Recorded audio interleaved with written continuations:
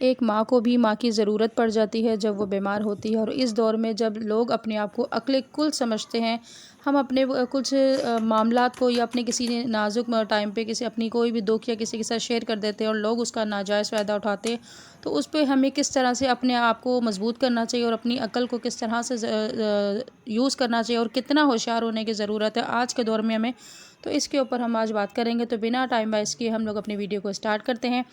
अस्सलामुअलैकुम फ्रेंड्स, कैसे हैं आप सब लोग। आई होप कि आप सब लोग खैरियत से होंगे। मैं भी अल्हम्दुलिल्लाह बिल्कुल ठीक ठाक हूँ। आप लोगों की दुआओं की वजह से आज मेरी तबीयत काफ़ी पहले से बेहतर होगी। तो मैंने कहा चलो आज थोड़ा सा नाश्ता वाश्ता करते हैं। और आप लोग जो मुझे इतना ज़्यादा मैसेज कर रहे थे, आप लोगों ने इतना ज़्यादा मुझे पूछा कि आप लोगों को मेरी तबीयत की फ़िक्र थी, आप लोगों ने मेरे लिए दुआ की, उसके लिए थैंक यू सो मच। इसीलिए मैं आज आप लोगों के लिए स्पेशली वीडियो बना के आप लोगों को बता रही हूँ कि अल्हम्दुलिल्लाह आप लोगों की दुआओं से मैं काफ़ी बेहतर हूँ अब। और इसीलिए मैंने कहा चलो आज थोड़ी सी हिम्मत हो गई है तो बच्चों के लिए कुछ अच्छा बना लिया जाए, खाना बनाया जाए। 2 दिन से कुछ खास बनाया नहीं जा रहा था, तो हल्का फुल्का कुछ बच्चों को बना के दिया था मैंने। तो इसलिए फिर मैंने कहा चलो मटन पुलाव बनाते हैं। साथ मैंने भी थोड़ा सा नाश्ता किया क्योंकि ज़्यादा इतना खाया नहीं जा रहा था, खाना वैसे भी थोड़ा बंद हुआ हुआ था क्योंकि तबीयत इतनी डाउन थी तो करने कुछ खाने पीने की भी हिम्मत ही नहीं हो रही थी। तो साथ ही यहाँ पे हम लोग पुलाव चढ़ा रहे हो। साथ ही आज हम अपने बहुत ज़्यादा इस स्पेशल टॉपिक के ऊपर बात करेंगे कि जैसे आज मैं ख़ुद एक माँ हूँ। और तो माँ जब बहुत बीमार हो जाती है ना, जब एक माँ बीमार हो जाती है तो पूरा घर रुक जाता है। आप यकीन करें जब मैं बीमार हुई तो मुझे छोटे छोटे काम मुझे लग रहा था कि इतने इतने कामों के लिए क्या मैं बच्चों को बोलूँ, क्या बच्चों से करवाऊँ। क्योंकि जब माँ को खुद आदत होती है ना काम करने की और अपने बच्चों से ज़्यादा काम करवाने की आदत नहीं होती है, तो वो जब वो बीमार हो जाती है ना तो वो अपने आप को बड़ा अजीब सा फ़ील करती है। मुझे अपना आप बड़ा वो फ़ील होता है कि छोटे छोटे कामों के लिए मुझे बोलना पड़ता है। मुझे क्योंकि आदत कुछ इस तरह की है कि मुझे अपने काम खुद करने की आदत है, मुझे दूसरों की मोहताजी पसंद नहीं है। यहाँ तक कि बच्चों के मामले में भी मैं अपने हर ज़्यादातर काम जो है मैं खुद करती हूँ। तो उस चीज़ में फिर बड़ा अपना आपको थोड़ा ढीला फ़ील होता है। और एक और चीज़ बड़ी जो सख्ती से मैं कहती हूँ मुझे जो फ़ील होती है, महसूस होती है कि जब माँ बीमार हो जाती है ना घर की, तो घर तो जो बहुत ज़्यादा मुतासर होता ही होता है, लेकिन एक माँ को भी माँ की ज़रूरत पड़ जाती है कि कोई आज मेरी माँ ज़िंदा होती तो मेरी केयर करती, मेरा ख्याल करती है। सुबह सुबह नाश्ते से पहले उठ के पूछती कि बेटा क्या हाल है, कैसी तबीयत है, तबीयत बेहतर हुई है कि नहीं हुई है, खाना नहीं बनाना, मैं भेज दूँगी बना के। तो इस तरह से बहुत सारी चीज़ें, या माँ बोलती है कि मेरे पास आ जाओ जितने दिन तबीयत सही नहीं है। तो मतलब वो केयर एक माँ को भी ज़रूरत पड़ जाती है। शादी की बेशक हो जाती है, इंसान की ज़िंदगी गुजर जाती है, इंसान जितना मर्ज़ी बड़ा हो जाए, लेकिन माँ की ज़रूरत ज़रूर पड़ती है। तो मुझे बड़ा फ़ील होता है। तो आप लोग बताएगा कि आप लोगों को अपनी जिन जिन की वालदा हयात है, अल्लाह ताला उनको सेहत और ज़िंदगी दे, आप लोगों की क्या फ़ीलिंग होती है, आप लोगों की माँ जो है आप लोगों की कैसे केयर करती हैं। और आप लोग जब अपने घर में बीमार हो जाते हैं तो आप लोगों को क्या फ़ीलिंग आती है, क्या आप लोग फ़ील करते हो।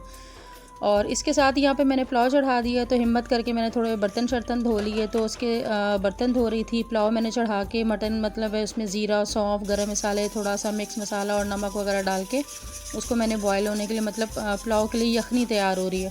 तो जितनी देर में यखनी तैयार हो रही थी मैं कहा चलो फटाफट हिम्मत करके बर्तन धो ले। आज हिम्मत वाकई इतनी थी नहीं, लेकिन पहले से तो बहुत बेहतर है। पहले तो मुझसे बिल्कुल उठा ही नहीं जा रहा था, ये कंडीशन थी।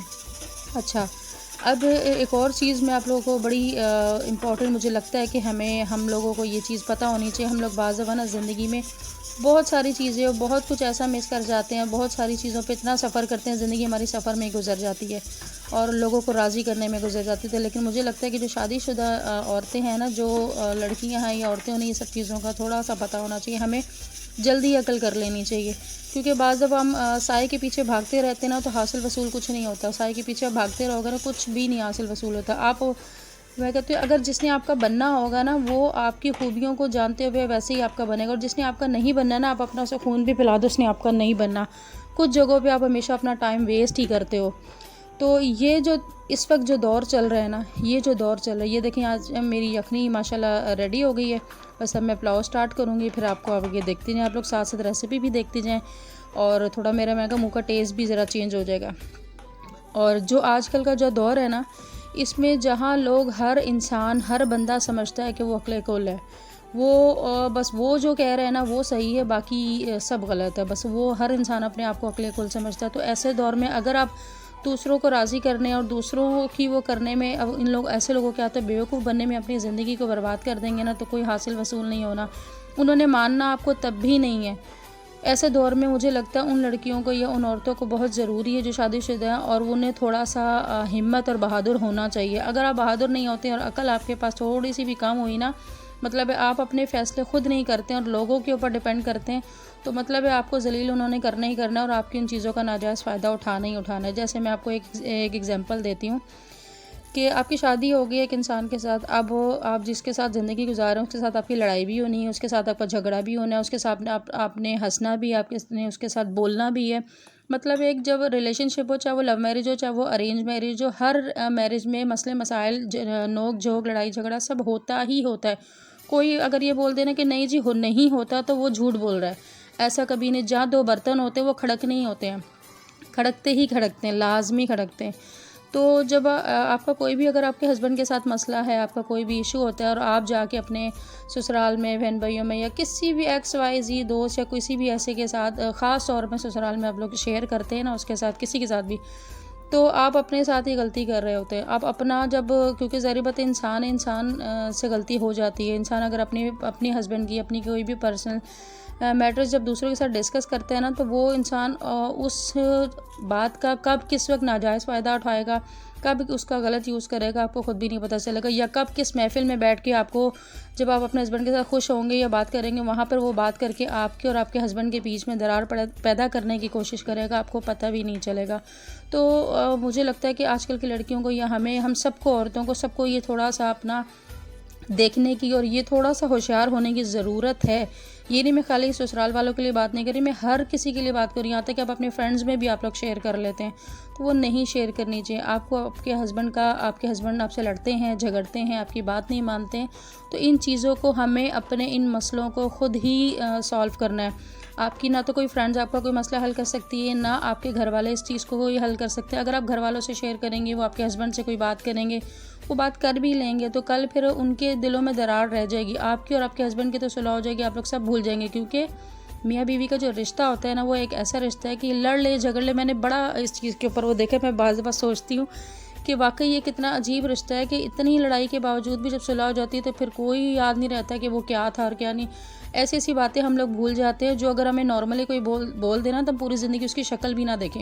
लेकिन हस्बैंड वाइफ का रिश्ता अल्लाह ताला ने ऐसा बनाया है कि आप लोग एक दूसरे को बहुत कुछ बोल के भी सुलह होने के बाद आप भूल जाते हैं, आप लोगों को सब चीज़ें इग्नोर कर जाते हैं, वो ज़ीरो हो जाती हैं बातें। लेकिन जब आपने दूसरों को बताई होती, वहाँ पर ज़ीरो नहीं होती, वो हमेशा वो याद रहते हैं, वो दिल में मलाल रह जाता है, तो वो रिश्तों में खटास भी आती है। तो उससे ज़्यादा बेहतर है कि वो ना करें। और दूसरा, जब आप लोगों से बात करते हैं तो वो आपके लिए इंसान पॉजिटिव है या नहीं, वो आपके लिए अच्छा है या नहीं, आपको नहीं पता होता। क्या पता वो इंसान आपसे हसद करता हो, तो वो आपका इसका नाजायज़ फ़ायदा उठा सकता है। वो आपकी इन बातों को आपके लिए गलत यूज़ कर सकता है, आपकी ज़िंदगी में शैतानी करने के लिए यूज़ कर सकता है। और फिर आप अपने शौहर के आगे आपके मसले मसाइल बढ़ेंगे, लड़ाई झगड़ा होगा, तो उससे भी आपको ही नुकसान होगा। तो मुझे लगता है कि हमें हर लड़की को ये इतना सेंस तो अब वो होना चाहिए कि आपको अपने शौहर के जो भी हस्बैंड के साथ मसले मसाइल या इशू है ना, वो आपने खुद सॉल्व करने हैं। जो आप सॉल्व कर सकते हैं थोड़े हिम्मत के साथ, हौसले के साथ और सब्र के साथ ना, वो और कोई भी नहीं कर सकता है। क्योंकि हस्बैंड वाइफ के जो भी मामलात होते हैं उन्हें आपने एंड ऑफ द डे आपने खुद ही उनको सॉल्व करना होता है। लोग खाली इसका फ़ायदा उठा सकते हैं और कुछ नहीं। और क्योंकि हम लोग बेवकूफ़ी में थोड़ा सा जज्बात में आ जाती हैं औरतें, क्योंकि जज्बाती तो हम लोग हैं, हमारे अंदर कूट कूट के जज्बातीपन भरा हुआ है। तो कभी कभी जज्बात भी है कि हम अपनी मतलब ससुराल में या कोई भी जिसके साथ हमारी थोड़ी सी फ्रेंकनेस होती है उसे हम अपनी बहुत ज़्यादा चीज़ें शेयर कर देते हैं और बाज़ दफ़ा वो नाजायज़ फ़ायदा उठाते हैं। आप तो उसे अपना समझ रहे होते हैं, लेकिन वक्त आने पर वो फिर आपको बताता है कि वो आपको क्या समझ रहा था। आपने उसे जो अपना समझा था ना, उसने आपको क्या समझा, वो आपको सही से समझा देता है और फिर वो आपके लिए बड़े मसले मसाइल पैदा हो जाते हैं। तो मुझे लगता है कि हमें इतना मासूम और वो नहीं बनना चाहिए, अपनी इतना सादा नहीं बनना चाहिए। आजकल के दौर में अपनी हर चीज़ को छुपा के रखना बहुत ज़रूरी है।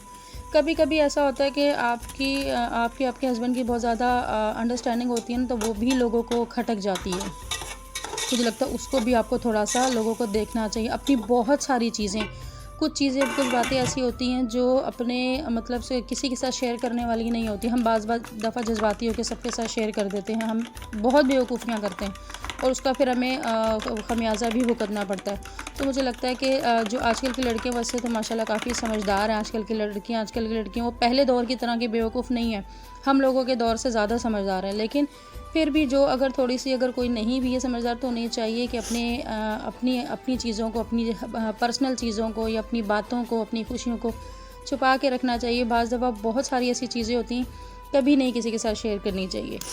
और एक चीज़ और मतलब है, अच्छा सॉरी, मैं बात टॉपिक एकदम वो हो गया। मेरे को साथ साथ बता दूं कि यहाँ पे जी हमारा पुलाव रेडी हो रहा है, साथ मैंने सैलड बनाई है। आप लोगों को पता है कि सैलड के बगैर हमारे घर में मतलब खाने वाने का कोई सिस्टम बनता नहीं। अब इतनी माशाल्लाह आदत हो गई कि सैलड के बगैर, रायते के बगैर पुलाव हो, बिरयानी हो, चल ही नहीं सकता। अच्छा एक बात तो बताएं आप लोग मुझे पहले, जितनी भी मैंने अभी मुझे देखनी, आप लोग में से कितने लोगों ने चैनल सब्सक्राइब किया?